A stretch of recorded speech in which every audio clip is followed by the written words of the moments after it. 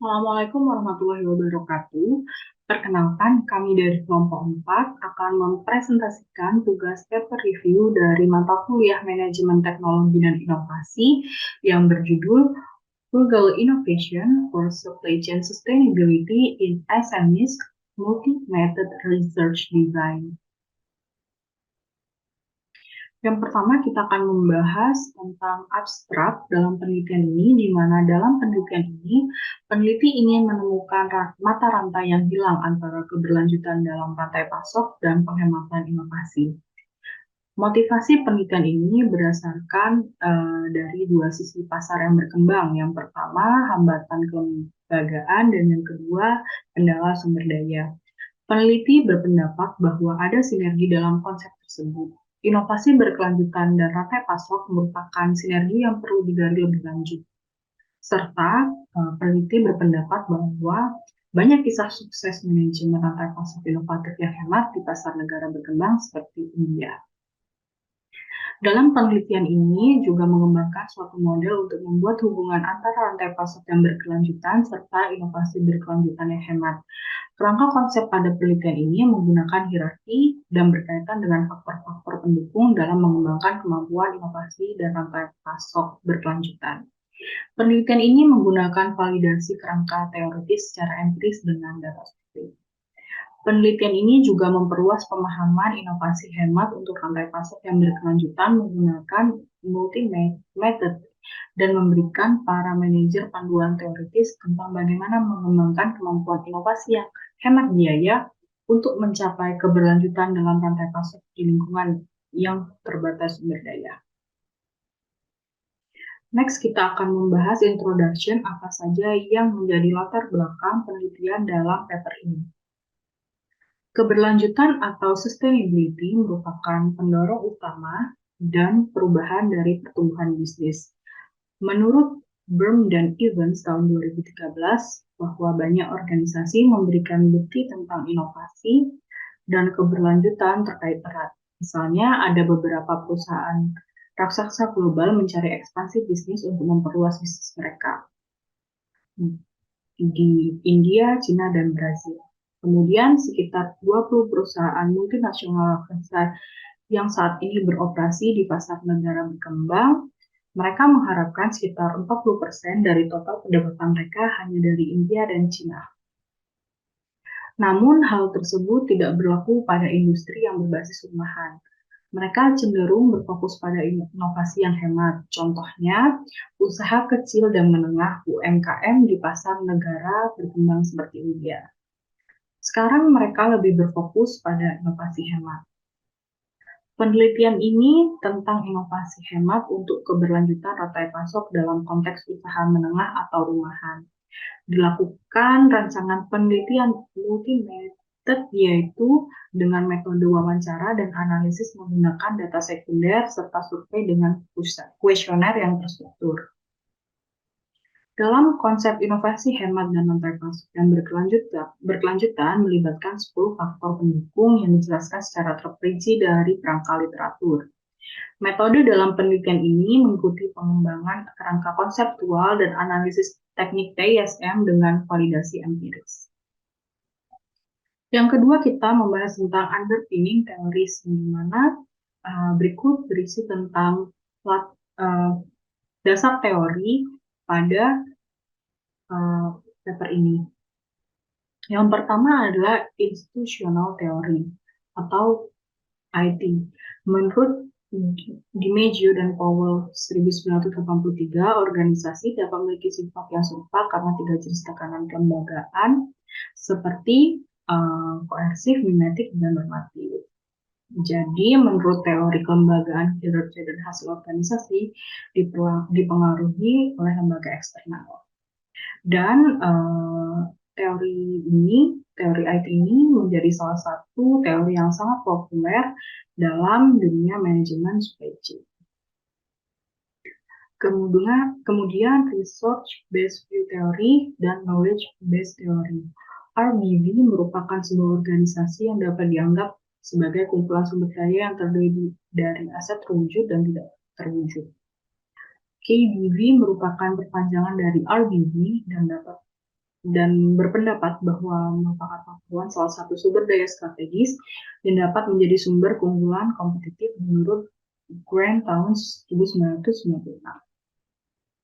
Yang ketiga adalah sustainability. Sustainability merupakan kualitas yang dapat membantu melestarikan, menyelamatkan, dan menjaga, serta memiliki 3 komponen yang diterima secara luas, yaitu lingkungan, masyarakat, dan ekonomi.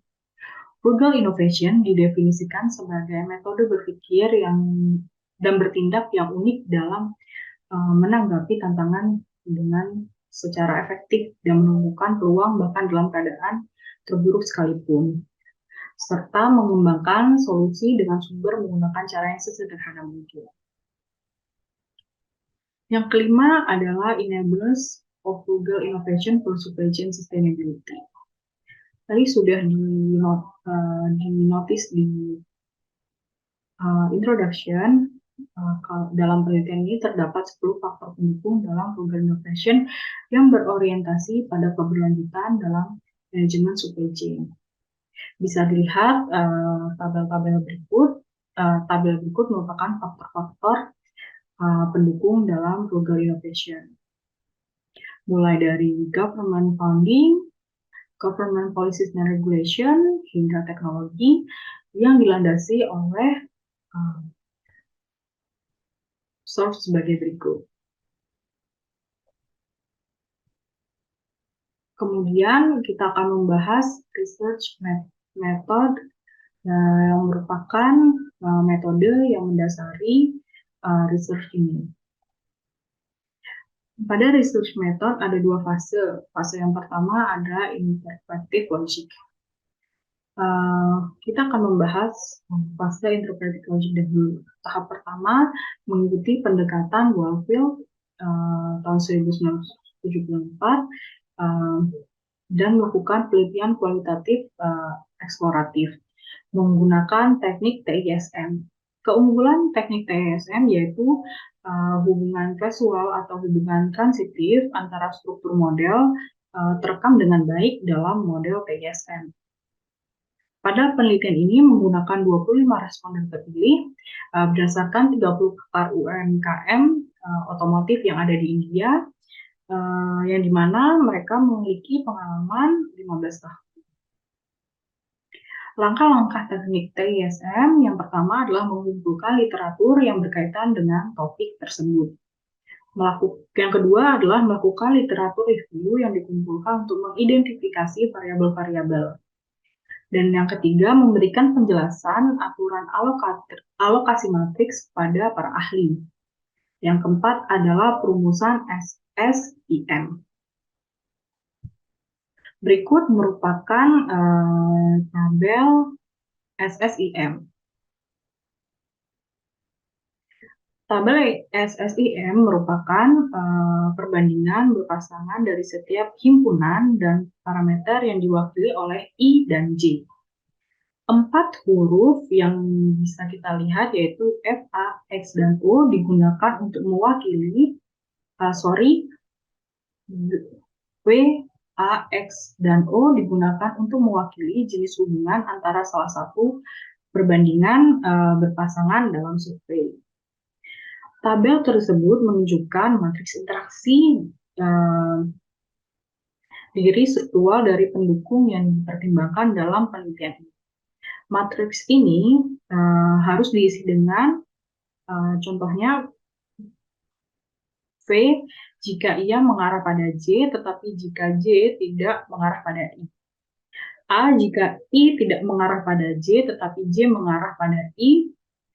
X jika I dan J mengarah satu sama lain. O jika I dan J tidak berhubungan satu sama lain. Pada tabel 2 ini menjelaskan tentang matriks interaksi diri struktural dari pendukung yang dipertimbangkan dalam penelitian ini. Yang kedua, di fase pertama, kita juga akan membahas transitivity principle.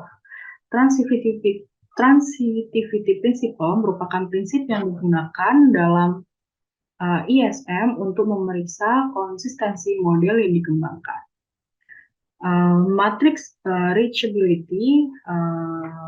merupakan akhir untuk enabler yang ditunjukkan pada tabel berikut, di mana dengan mengadopsi kriteria dan prinsip transivitas, di mana kita bisa lihat pada tabel tersebut, hasil yang didapatkan adalah nilai driving power dan dependent. Kemudian di fase 1 kita juga akan membahas level partitioning. Level partitioning merupakan proses ranking variabel yang berbeda, yang digunakan untuk menurunkan tingkat variabel.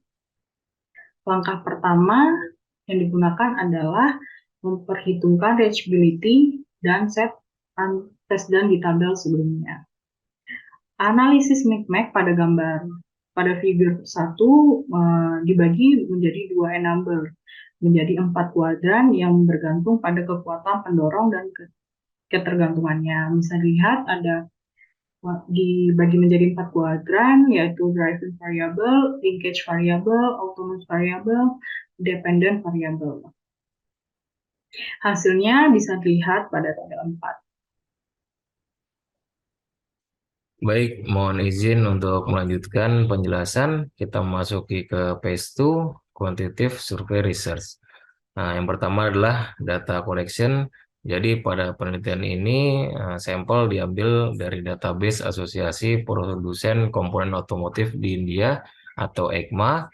Kurang lebih ada 300 kuesioner diberikan secara acak kepada kepala rantai pasok, kepala logistik, kepala pembelian, kepala operasi unit manufaktur komponen otomotif. 2 gelombang undangan dikirim pada bulan Desember 2017.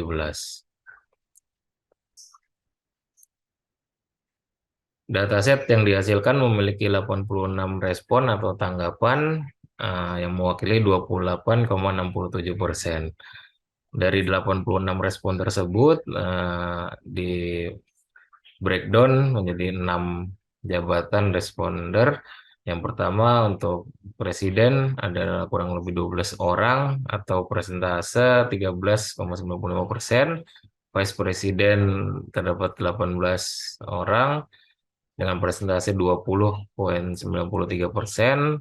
Senior Direktur ada 13 orang dengan persentase 15,12%. Untuk level head ada 15 orang dengan persentase 17,44%. Untuk senior manager ada 16 orang dengan persentase 18,6%. Dan untuk level manager ada 12 orang dengan persentase 13,95%. Jadi peneliti menguji bias non-respon mengikuti saran Armstrong dan Overton. Nah, kemudian peneliti membandingkan tanggapan untuk setiap item pengukuran antara responden awal 25% pertama dengan responden akhir 25% terakhir. Peneliti tidak menemukan perbedaan yang signifikan secara statistik antara responden awal dan responden akhir. Berikutnya terkait measurement validation. Jadi pada penelitian ini peneliti menggunakan Work PLS 5.0 yang mengandalkan metode partial least square atau PLS untuk mengestimasi model yang dihipotesiskan. Untuk menilai model pengukuran, peneliti memeriksa reliabilitas individual item konstruk, validitas konvergen dari ukuran yang terkait dengan setiap konstruk, dan validitas konstruknya itu sendiri. Masih dalam measurement validation, jadi tabel berikut menunjukkan kisaran pemuatan faktor, reliabilitas komposit atau SCR, dan varians rata-rata yang diekstraksi atau AVE dari konstruksinya. Nilai SCR di atas 0,7 menunjukkan reliabilitas yang dapat diterima, dan nilai AVE di atas 0,5 menunjukkan validitas konvergen pada tingkat konstruk. Dapat kita lihat pada tabel berikut, nilai SCR untuk keseluruhan item di atas 0,7, sementara untuk nilai AVE hampir seluruhnya di atas 0,5, hanya ada satu yang di bawah 0,5 yaitu pada item CO1, 2, dan 3.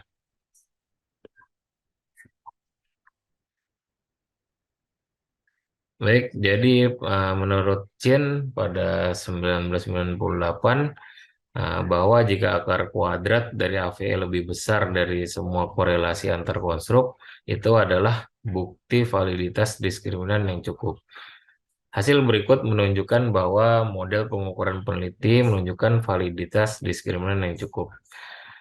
Dapat kita lihat untuk GF didapatkan hasil 0,71, GPR 0,8, PDC 0,91, IQC 0,88, TA 0,79, CO 0,70, EAK 0,85, IRR 0,73, SPI 0,89, dan SCT 0,83. Berikutnya terkait Common Method Bias atau CMB. Jadi CMB ini digunakan untuk pengujian kerangka teoritis dari pengumpulan data dengan menggunakan instrumen tunggal. Nilai yang dapat diterima adalah apabila lebih besar dari 0,7.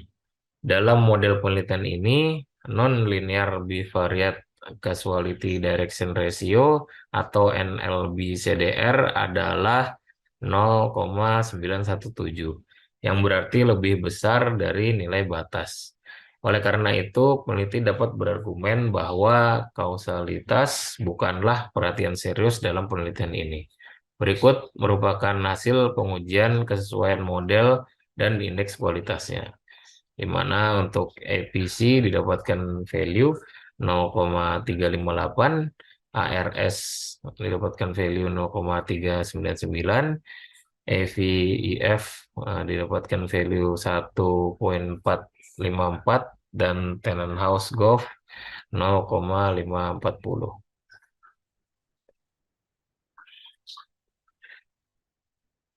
Berikutnya masih di model estimation and analysis. Jadi partial least square atau PLS tidak memenuhi asumsi distribusi normal, maka teknik berbasis parametrik tradisional untuk uji signifikansi tidak sesuai. PLS menggunakan prosedur bootstrapping untuk mengestimasi kesalahan standar dan pentingnya estimasi. Dapat kita lihat pada tabel berikut. Jika nilai p-value kurang dari 0,5, maka hasilnya akan not support. Seperti contoh di baris keempat, efek of GPF berefek on IQC didapatkan p-value 0,39 dan hasilnya adalah not supported. Pada penelitian ini untuk p-value yang lebih dari 0,5 tidak ditampilkan oleh peneliti dan digantikan dengan simbol bintang. Kami sendiri juga belum mengetahui mengapa demikian. Mungkin bisa kita diskusikan lebih lanjut. Baik, lanjut ke final causal model. Jadi untuk final causal model dapat dilihat di figur 3, di mana ada dapatkan informasi varians dari masing-masing itemnya. Untuk IRR memiliki nilai 0,65, EAK 0,01, CO 0,46, SVE 0,10, SCT 0,26, TA 0,76, IQT 0,45, GF 0,45, dan PDC 0,58. Pada tabel 10, F square koefisien menunjukkan ukuran efek dari variabel prediktor, dan pada tabel 11, Q square koefisien menunjukkan hasil uji kemampuan model untuk memprediksi. Kuadrat Keystone Geyser untuk konstruksi endogen lebih besar dari 0,0, menunjukkan relevansi prediktif yang dapat diterima. Kita lanjut ke result atau hasil.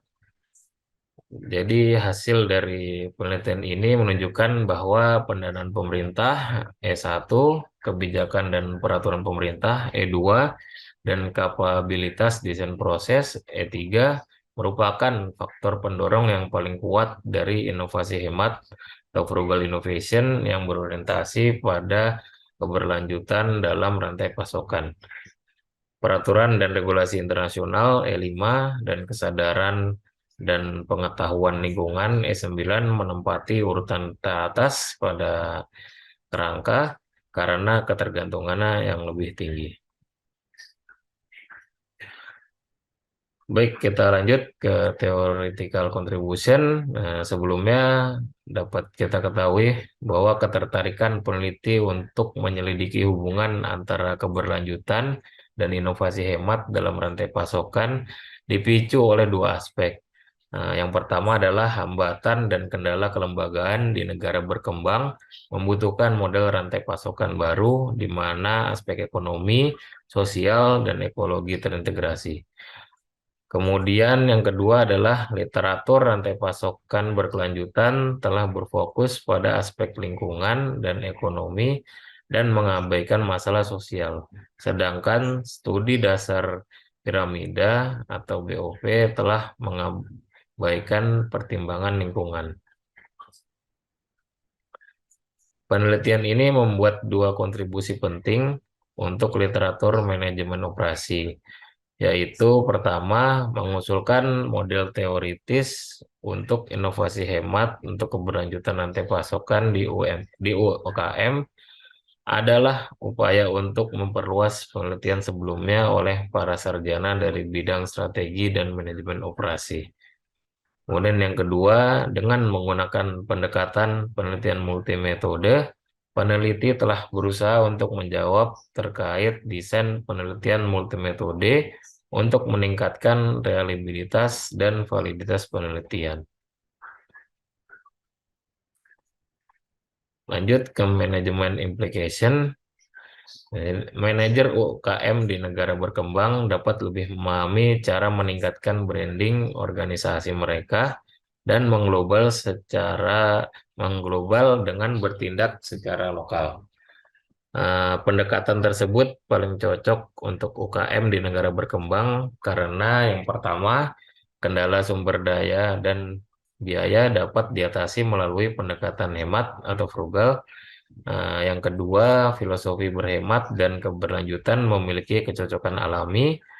Yang ketiga adalah pemikiran berkelanjutan akan membantu mereka mengelola masalah ekonomi, lingkungan, dan sosial secara efektif untuk meningkatkan nilai merek dan mengglobal. Kemudian kita lanjut ke limitation and further research direction. Penelitian ini memiliki beberapa keterbatasan yang dapat digunakan untuk penelitian lebih lanjut. Di antaranya adalah yang pertama, penelitian ini dilakukan menggunakan data sekunder yang dikumpulkan melalui CSR dan laporan tahunan. Oleh karena itu, disarankan untuk mempertimbangkan berbagai sumber data sekunder yang diterbitkan oleh lembaga terbuka untuk mengurangi potensi bias. Kedua, kerangka sampel dalam tahap wawancara dan survei penelitian adalah produsen komponen otomotif di India. Penelitian selanjutnya dapat mempertimbangkan industri lain atau sektor lain untuk meningkatkan kemampuan generalisasi temuan. Kemudian yang ketiga, penelitian ini berfokus pada menghasilkan model teoritis untuk inovasi hemat atau frugal innovation untuk keberlanjutan rantai pasokan di UKM. Dan selanjutnya mengembangkan pengukuran inovasi hemat untuk keberlanjutan rantai pasokan. Berikutnya adalah conclusion. Penelitian ini menyelidiki hubungan antara keberlanjutan dan inovasi hemat di negara berkembang. Hal tersebut didasarkan pada kurangnya literatur dalam menyediakan yang pertama untuk model tertentu yang mempertimbangkan aspek ekonomi, sosial, dan ekologi. Dan kedua, perbedaan literatur tentang keberlanjutan isu-isu sosial ketika studi dasar piramida telah mengabaikan pertimbangan lingkungan. Untuk mengatasi kesenjangan ini, penelitian ini memanfaatkan institusional teori atau IT dan research based view atau RBV untuk menghasilkan kerangka kerja menggunakan total interpretive structural modeling atau TISM. Penelitian ini juga menyoroti pentingnya pendanaan pemerintah, kebijakan, dan peraturan pemerintah, serta kemampuan desain proses sebagai konstruksi tingkat pertama dan peraturan internasional, serta kesadaran pengetahuan lingkungan sebagai konstruksi tingkat tinggi. Selain itu, penelitian ini menyoroti peran mediasi teknologi, kualitas, dan konektivitas infrastruktur, persaingan, nilai sosial, dan etika, serta talenta rantai pasokan. Dari perspektif manajerial, studi ini dapat membantu para manajer yang ingin melakukan trade-off antara faktor-faktor tertentu dari inovasi hemat yang berkelanjutan dalam rantai pasok dan keterkaitannya. Yang selanjutnya adalah recommendation. Yang pertama adalah ulasan kelebihan dan kelemahan pada penelitian ini. Untuk kelebihan, yang pertama adalah topik yang diangkat terkait frugal innovation atau inovasi hemat ini cukup menarik karena sejauh ini masih jarang penelitian terkait inovasi hemat atau frugal innovation. Kemudian yang kedua, penelitian dilakukan pada usaha kecil menengah atau UKM, di mana biasanya topik terkait inovasi diangkat di perusahaan-perusahaan atau industri besar. Kemudian yang ketiga, memberikan pemahaman bahwa inovasi hemat dapat diimplementasikan pada UKM. Dan kelebihan yang keempat adalah penelitian ini dilakukan menggunakan multimetode yang sangat baik. Kemudian kelemahan pada penelitian ini, yang pertama masih banyak penggunaan bahasa dan istilah yang terlalu spesifik dan sepertinya akan cukup sulit dipahami oleh orang awam yang membaca penelitian ini. Yang kedua, penelitian ini dilakukan menggunakan atau dengan mengumpulkan data sekunder yang dikumpulkan melalui CSR dan laporan tahunan sehingga terdapat potensi bias. Untuk recommendation berdasarkan penilaian kelompok kami pada penelitian ini terdapat beberapa poin rekomendasi yang dapat kami berikan. Di antaranya adalah satu, mempertimbangkan berbagai sumber data sekunder yang diterbitkan oleh lembaga terkemuka untuk mengurangi potensi bias dan meningkatkan akurasi dari data. Kemudian yang kedua, mempertimbangkan sektor industri lain untuk meningkatkan kemampuan generalisasi temuan. Kemudian yang ketiga adalah menerapkan penelitian ini di sektor industri lain seperti garmen, pangan, dan bahkan menerapkan di negara berkembang lain seperti Indonesia atau Thailand dengan populasi yang tinggi dan memiliki banyak UKM atau usaha kecil menengah. Baik, demikian paparan yang dapat kami berikan terkait tugas review paper.